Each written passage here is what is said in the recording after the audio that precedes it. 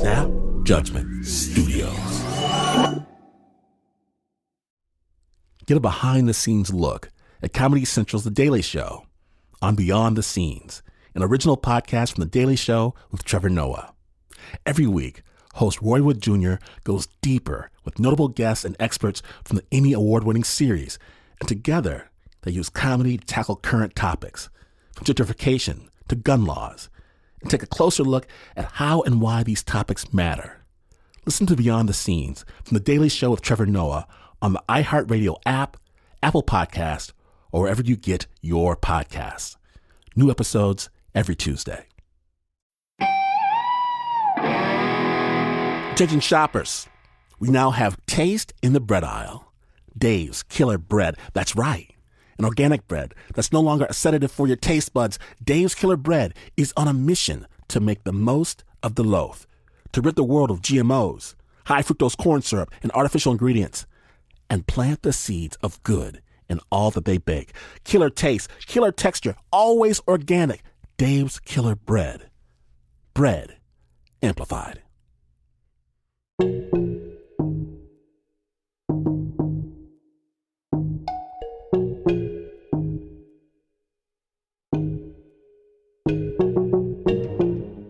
Okay, so longtime snappers know that we consider the Ear Hustle podcast to be part of our extended family. We first met the Ear Hustle crew, a podcast based in San Quentin State Penitentiary, before there was an Ear Hustle.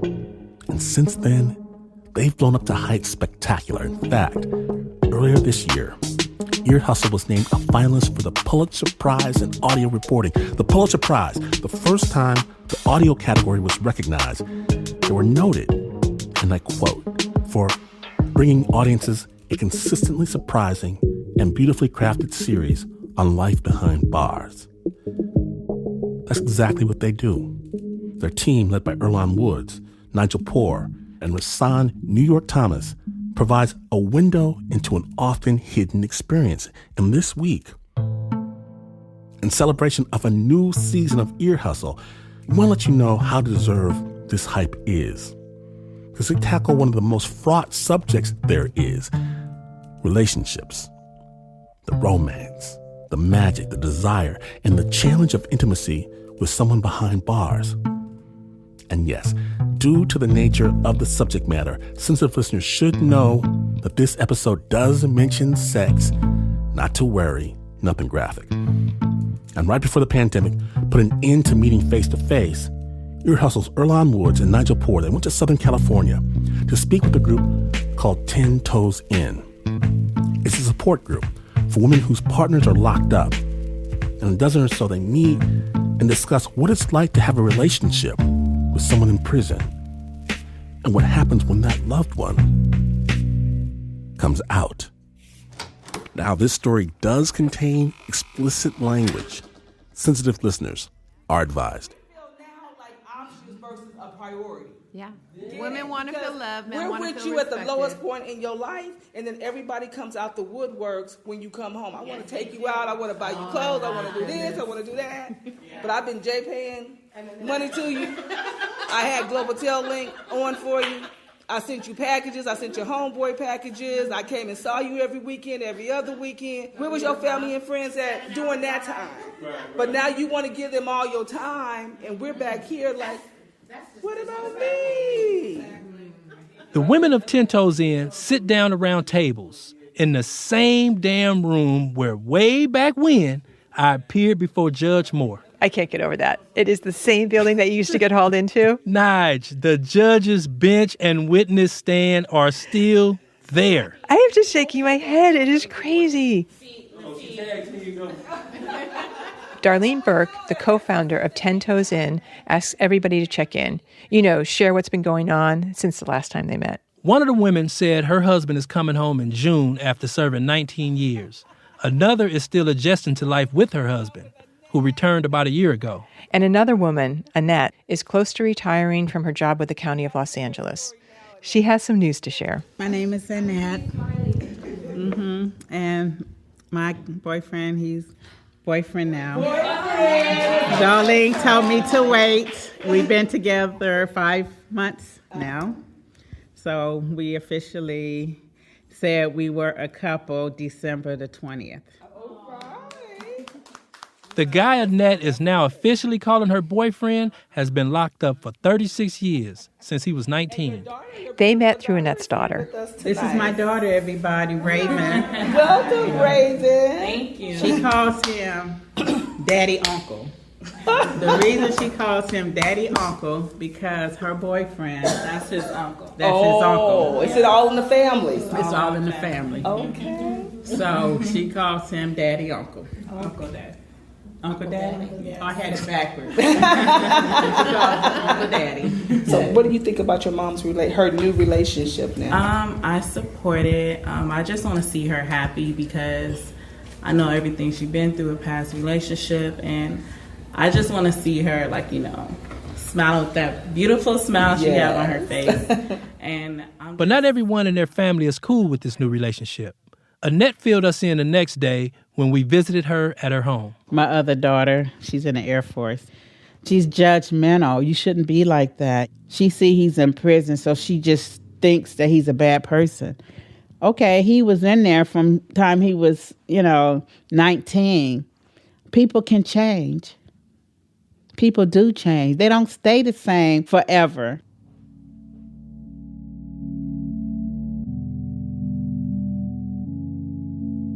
Her dude was recently found suitable for parole, and he could be out by summer. Her sisters at 10 Toes In have some strong opinions about what the couple should do. So currently the plan is for him to move in with Annette. But at another meeting, the group said maybe she should rethink that maybe he should first go to transitional housing, and then they could get to know each other. And actually, Erlon, that kind of seems like a reasonable plan. Honestly, this is just my opinion, Nige, but I think anybody who's released after a significant number of years need to have some space to adjust. Totally, and they need time to figure out who they are, right? They need a lot of time to figure that out, straight up. And this is just my opinion. The woman needs time to get used to this change as well. I mean, all of a sudden there's a new person in your house and a new person in your life 24/7. A new person in your refrigerator, in your space, in your bathroom. So Annette and her guy still have some time to figure it out. In the meantime, he's in prison about 7 hours away, too far for her to keep visiting. So they stay in touch with phone calls and with letters. But I keep them all in order. I have a space in my room, in my drawer for them. She had all his letters in a little box, each numbered and shit. He sent me this one on the 4th. I don't know, he always started with profound greetings and that. The letter talks about how tough his past was and how he's looking forward to their future together. It says, Anna, this is our time. Nobody else but us. So let's enjoy it to the fullest together as one. We're going to be having a lot of love and sex. That's what it says.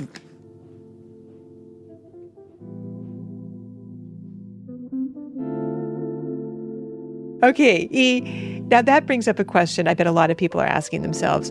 What about the sex part when guys are still locked up? The physical intimacy, I mean, that is so important in a romantic relationship, and it's so hard to have with your partner when they're locked up. Well, there are some unofficial ways that we've described before on Ear Hustle. Mm-hmm. There are visiting rooms where everybody looks the other way, and then, I don't want to say where, but there might be a boom boom room where couples can actually get a little alone time. That's right. And don't forget the original way, Nige. Wait, what's that? Phone sex. Okay, and then of course there's the official way, family visits, where you get to spend 48 hours alone with your loved one in something they call a cottage, but really, imagine more a 500 square foot trailer. But not everyone can give family visits, even if they're married. So they end up in a relationship that's romantic, but physically apart. Like this one woman I met at 10 Toes In, Raylene. I remember being a kid and having this feeling in my heart and not knowing what it was, but yet knowing, like, I think this is what love feels like with him. Raylene fell for her guy Raul when they were teenagers. It didn't last long, though. Raylene moved out of the neighborhood, and Raul dropped out of school. The last time I seen him was the night of my graduation from high school, was back in 1993. And I remember we went to a party, and I seen him walk in, and I was so excited to see him. And I walked up to him and said hello. But I was pregnant at the time with my daughter. And when we were younger, right before my 15th birthday, he used to try to, see where he could go with me. And I used to always tell him, no, we can't do that. We got to be married if you want to do that. And then there I was at that party standing in front of him pregnant, and I felt like I could kick myself thinking, why didn't I just do that with him? Raylene got married to her kid's father and then divorced 20 years later. By this time, Raul was in prison. Eventually, they got in touch again, started exchanging letters, things got romantic, then they got married. But they were denied family visits because Raul had an accusation of domestic violence on his record. So, no sex. And I asked Raylene how that's affected their relationship. I feel like this type of relationship, when you're not allowed to be physically intimate with each other, allows you to get to know each other a little deeper without that interfering. It builds a stronger, deeper connection. I've experienced the most intimacy that I ever have with a man, with my husband, without being physically intimate. And it's been one of the most beautiful experiences to have.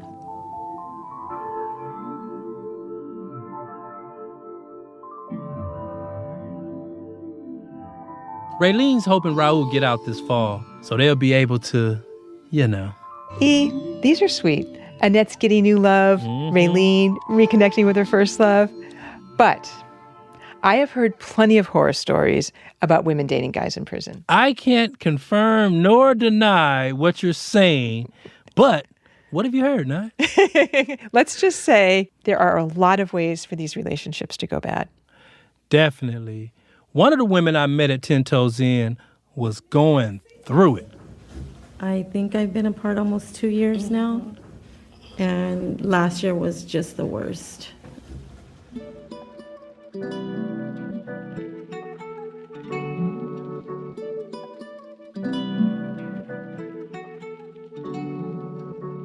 In just a moment, we return to the Snap Judgment Ear Hustle Spotlight. Hold that space. Right after this break. Stay tuned.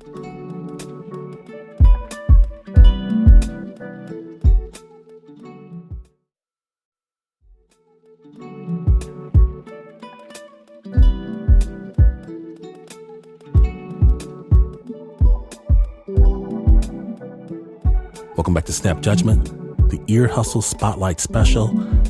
Now, before the break, we just met Theresa, who was speaking to Ear Hustle's Earlonne Woods. One of the women I met at 10 Toes In was going through it. I think I've been apart almost 2 years now, and last year was just the worst. 4 years ago, Theresa met an incarcerated man online through a friend. But at first, Theresa didn't realize that he was locked up. When she found out, she thought about heading for the hills, as she told us the next day. But he was very attractive, and I've known people who were in prison, and I felt like he deserved a chance, and I gave it. Theresa didn't start visiting him immediately. It was a long drive to the prison, and there was something else. From my picture, it doesn't look like I'm a big girl, but that was my thing was, I put off going to visit for a long time because of my size. And finally, I just had to tell him, I'm a big girl. And he was okay with it. And so I finally went up to visit. Theresa said he was a good man and very sensitive. But, she said, he had a drug problem. Still, she hung in there. Right. She told me she thought her love might fix him. Also, she'd promised. When I made a commitment and took that vow to love you for better or for worse, richer or poorer, in sickness and in health, drug addiction is a sickness. I don't know if it's just us women that have this, where we think we can fix people. But he had been so hurt in his childhood and just, I guess I thought I could fix him.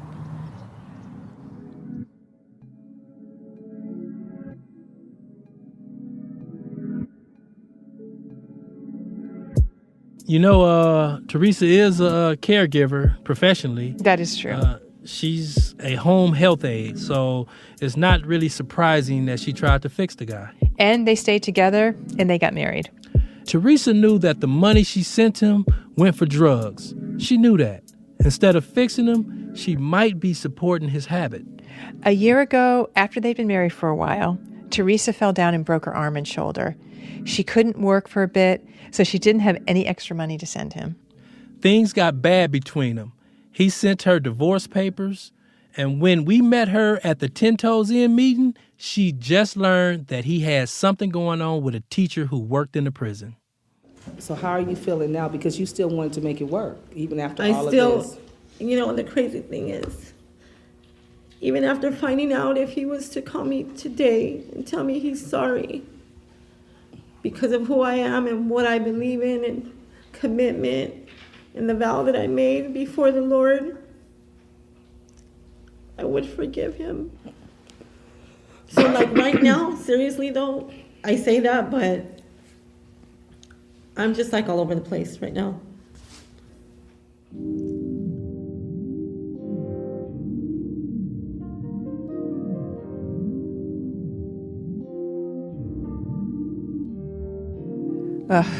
Earlonne, I don't know what's in this guy's heart. I don't know him. But I do know that there's lots of guys inside and out who take advantage of the generosity of women like Theresa. I've definitely seen that. But there's nothing like boredom, loneliness, and a drug addiction to make a guy do some questionable things.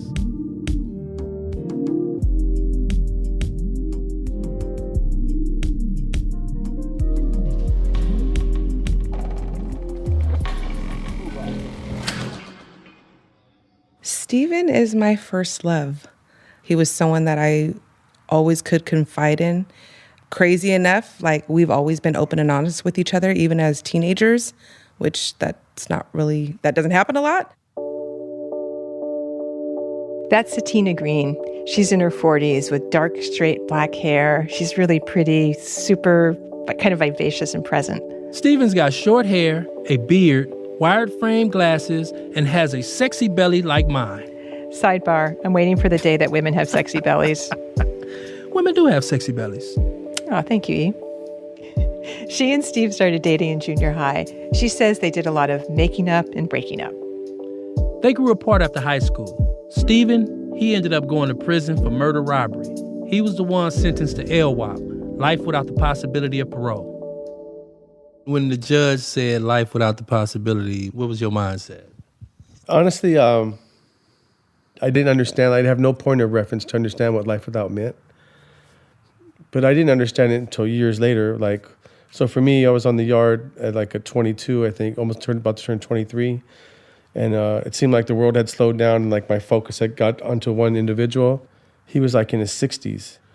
He already had the hunchback. They had signs of age on him. And then I realized I'm going to be here until I'm that age or more.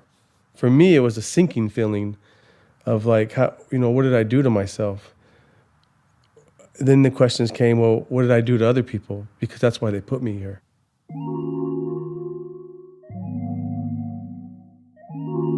During the years Steven spent inside, Sutina moved on, got married, and had 2 crumb snatchers. Crumb snatchers? I've never heard that before. That's old school, Naj. That's kids. Okay, 2 crumb snatchers. Then, 10 years into his sentence, Steven got a letter from Sutina. She'd recently split up with her husband, and she wanted to come visit him. So what was it like when you got that letter? Well, it was awesome because one, I've always had love for, I've always loved her, I've always had love for her, and for her to say hey, I'm coming back, it felt really good, but the life without will scare people off because that means I'm not coming home, and that was always my reservation with her. hey, it's cool that you love me, but you know I'm not coming home, right? You're gonna burn yourself out in 5 years. Like, it's cool. I'm gonna rock with it while it's good, but I know 100% sure that she'd be gone in 5 years.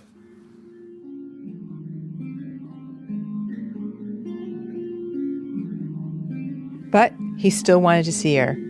Stephen got ready for their first visit. And you know the cold part about a first visit, Naj? What's that? You want to look like a CDCR model of what a prisoner looks like. Wait, what do you mean? Your clothes are ironed and creased. They brand new. Your drawers are new. It's like the cover of a GQ magazine, only it's SQ. So if you're saying, Quentin, you're an SQ model? Is that what you're saying? Yeah, definitely on a first visit. You finna go out there and look like the system take care of you. And then she didn't show up. My kids were in a car accident, so I wasn't able to get a hold of him. And then I was like, Dad, what happened? So he probably felt like I stood him up. A few weeks later, though, I visited and we picked up where we left off as young teenagers. And man, Sutina was committed. Stephen was in a level 4 prison about 4 hours from where Sutina lived. Every other Friday, she and the kids piled into the car. When they were little, it wasn't that bad for them. The older they got, they were like, I hate this drive. Do we really have to go? She would drive up there and park her car in a dirt road. At some California prisons, you had to get there hella early to hold your spot in line on the road outside the prison. I heard that people had to show up at like 2 or 3 in the morning just to start waiting in this damn long line. And sometimes when they got there, they would find out simply that visits had been canceled.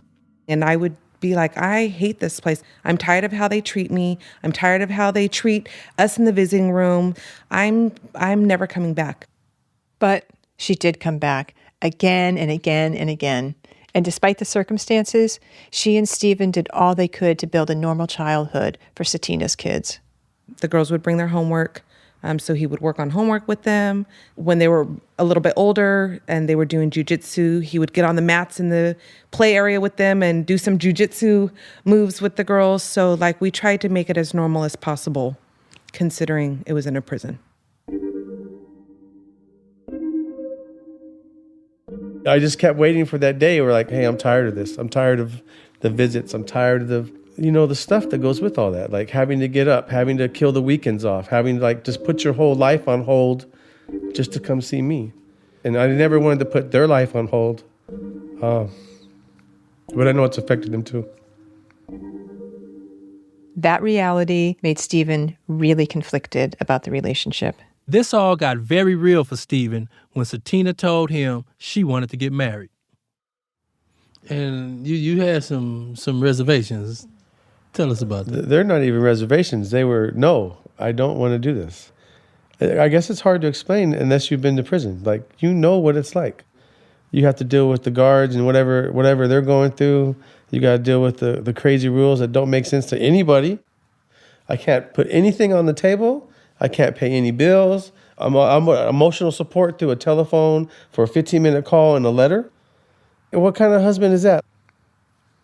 To love someone, really love them, and then say, hey, I want you to come experience this trauma with me? Come on, man, that don't make sense.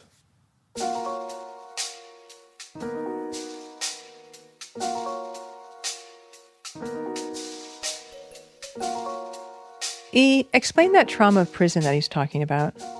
Well, the violence, the anxiety, the depression, the loneliness of all of it, it's fucking hard, man. I mean, who wants to pull someone that you care about into that bullshit? Mm-hmm. But, and this may not surprise you, Sutina stuck in there. After a couple years, Stephen put aside his reservations and they actually did get married. Not only that, they also managed to have 2 new crumb snatchers without having the privilege of family visits because lifers at that time weren't allowed to have family visits. Bum room? Something like that. And even though they were making it work in prison, Sutina wanted to get him out of prison. She wanted him to apply for a commutation. Once again, he had reservations. Having life without, that's really what it is. You're going to die in prison. It's death by incarceration. And I fully accepted that's where I'm going to die at. And then to open that door, to really open the door for hope, I don't know how to say it, but I felt that if I opened the door and nothing happened, that it would really just, like that depression that you can't come back from, it's real. And I don't even like talking about it because I felt it. And it's not cool, man. Like, people really don't even know what, like, no hope really means until you have no hope. You know what I mean? Maybe a drowning victim might understand what no hope looks like.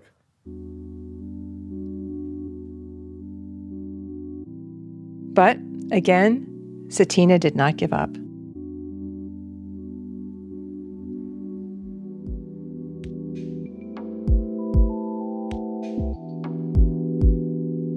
When we return, what happens when you know you have no hope, but the person you love refuses to accept it? When Snap Judgment, the Ear Hustle Spotlight continues.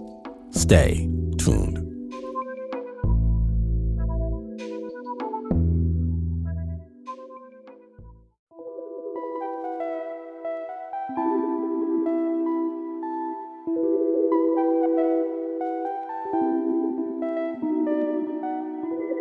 Welcome back to Snap Judgment, the Ear Hustle Spotlight.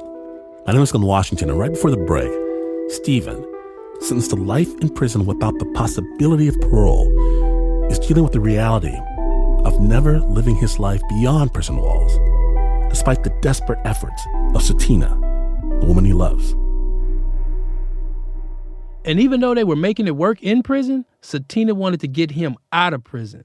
Having life without, that's really what it is. You're going to die in prison. It's death by incarceration. And I fully accepted that's where I'm going to die at. Like, people really don't even know what, like, no hope really means until you have no hope. You know what I mean? Maybe a drowning victim might understand what no hope looks like.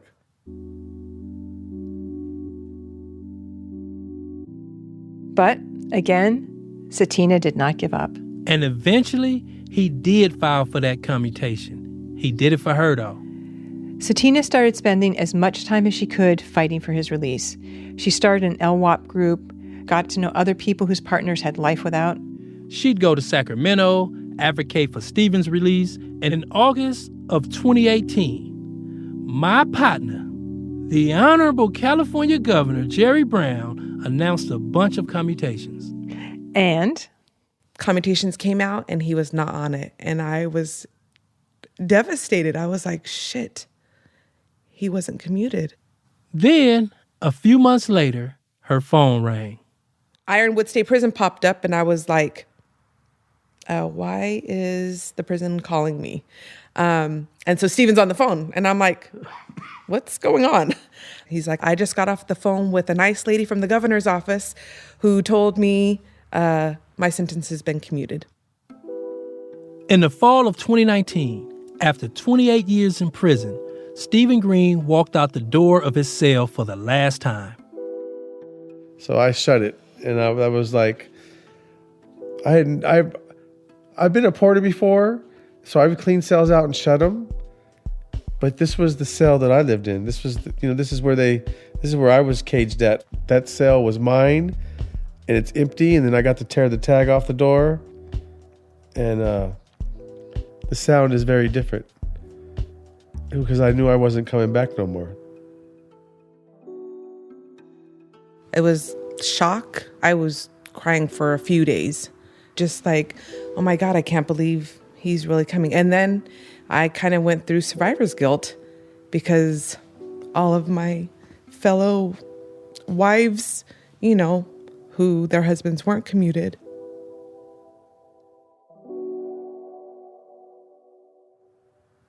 It was weird. Like, hey, they're going to really let me go.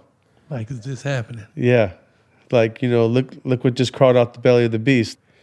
And we got in the truck and went there. And I remember looking in the back like I'm leaving people that I love too. I'm going to the people that I love, but I'm leaving people that I love. And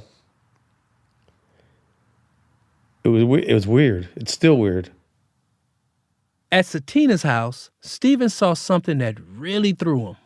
Like when I came home, like there's like, what do I call it, a shrine, a memorial? I don't even know what it was. Like I came home, this is my first time ever seeing it. And I walked into the bedroom and there's like 1,000 pictures of us and me and our family all on her nightstand. And the first thing I want to like start crying, like, this is like a shrine, like a memorial to our marriage or who I was inside. But this is what she was hanging on to. And for me, I mean, it's moving, it's touching. And I'm just like, what logical thinking person would do that to themselves?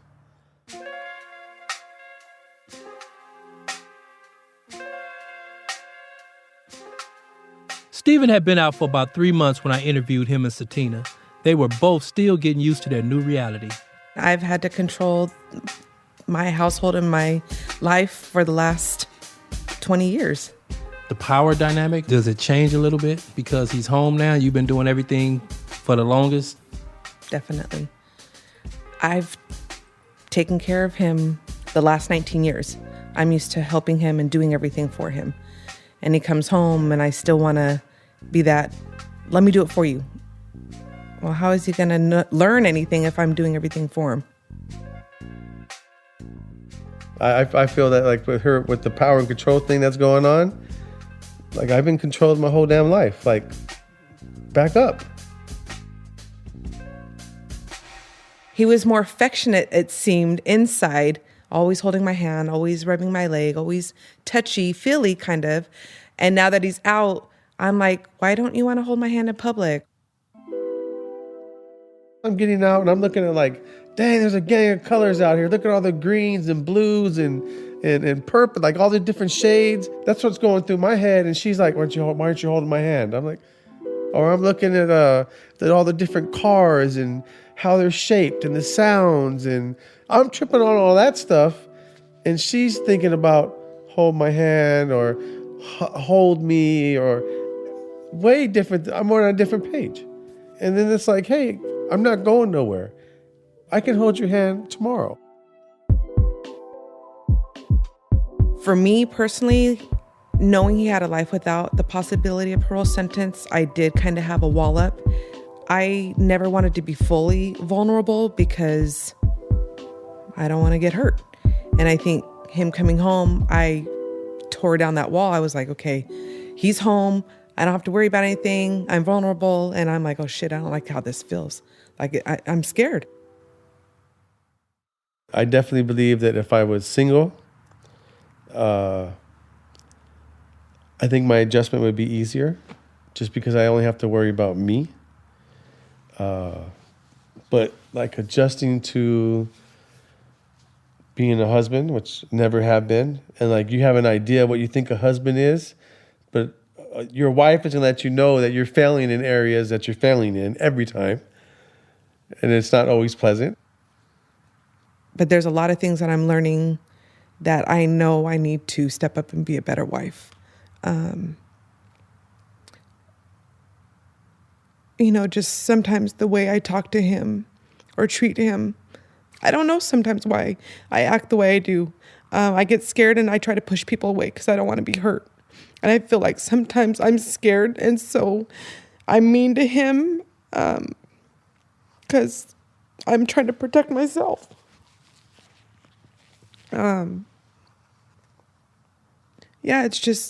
It's been a roller coaster. There's times that we're on a high and I'm like, this is great. And then there's times where we hit the low and I'm like, I don't know if I can do this.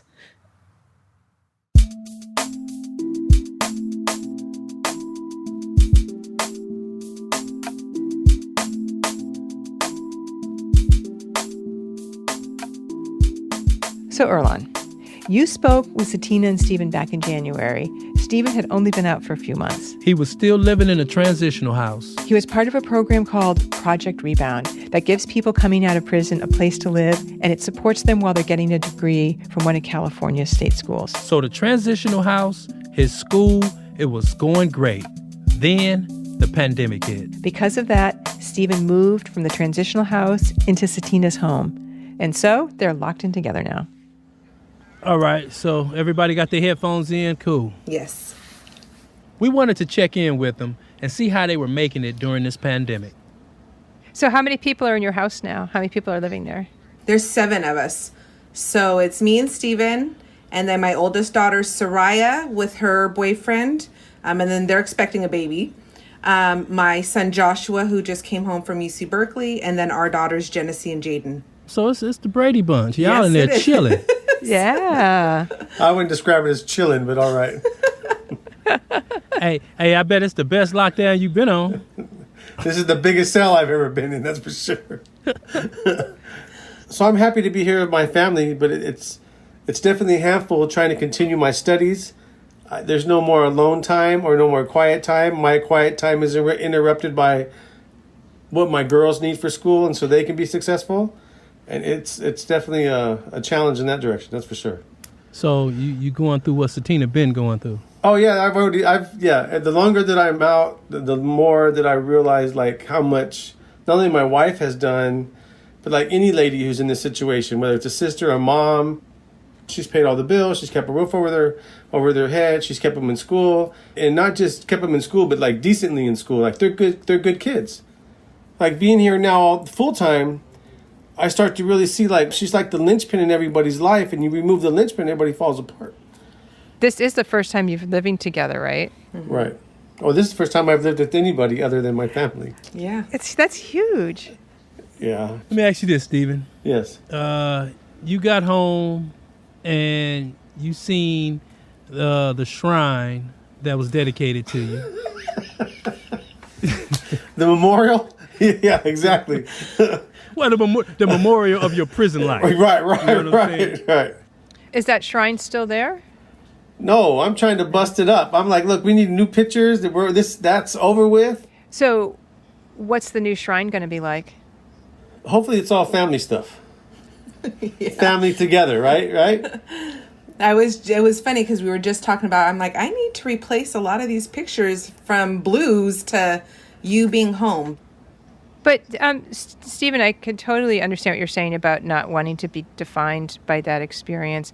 But a big part of your relationship occurred, obviously, while you were in prison. So there must be memories you want to hold on to. And it's tough that they happen to swirl around being in prison, but they're still such an important part of your relationship. It seems like it'd be hard to try to negate all of those memories. Yeah, well, I'm not trying to negate anything. I just don't think we should be defined by that. Like even our relationship, I think that it's fine. I mean, it started in junior high, and yes, there's a big chunk of it in prison. But as the days go by, that big chunk is no longer the big chunk. There's now this other chunk. Right. And so as it keeps going on, I'm like, hey, well, we know what happened here. We lived it. Yeah. Let's look together towards the future, and let's worry about that part. Okay, so I have 2 questions left. One is, Stephen, do you feel she's still crazy for staying down for you? Yes. That answer never changes, just so you're aware. Do you understand you would still be in prison if it wasn't for that woman? Yeah.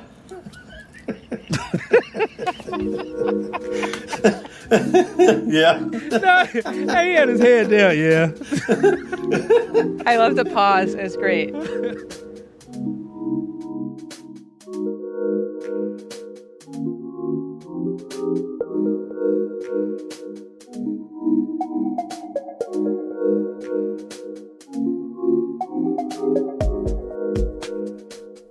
Thanks to me, Darlene, Annette, Raven, Raylene, Theresa, Sutina, and Steven, and their crumb snatchers, Ear Hustle is produced on the inside by Nigel Poor, Rasan New York Thomas, John Yaya Johnson, and Pat Mesiti Miller. And on the outside by Mr. Erlon Woods and Mr. Bruce Wallace. This episode was scored with music by Antoine Williams and Rashid Zinneman. Curtis Fox edits the show. Aaron Wade is the digital producer. Julie Shapiro is the executive producer for Radiotopia. Ear Hustle would like to thank acting warden Ron Broomfield. And as you know, every episode of Ear Hustle has to be approved by this awesome guy here. This is Lieutenant Sam Robinson, the Public Information Officer at San Quentin State Prison. I've just finished listening to the latest episode of Ear Hustle. And since we're all separated from each other, I'm actually calling from home where I just finished my evening routine workout. 3 inches down, and the heart is strong and healthy. I feel like I'm built to last. And I hope that you too feel like you're built to last, that you and yours are doing well during this quarantine. I'm not suffering losses during this time. And for those of you who have suffered a loss, our condolences are with you. And with that, I do approve this episode.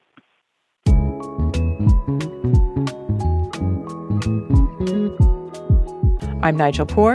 And I'm Earlonne Woods. Thanks for listening.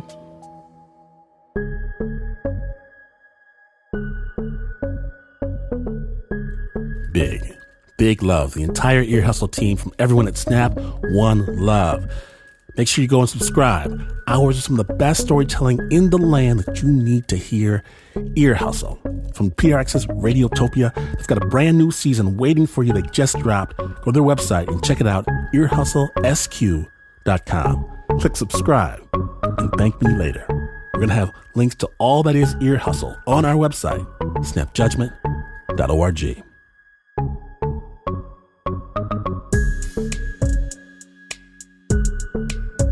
And even though this is not the news, no way is this the news. In fact, you could trip over a shrine your loved one had constructed in hopes that someday you would be released from incarceration, and then blame all the shattered glass and broken candles on the cat you do not have.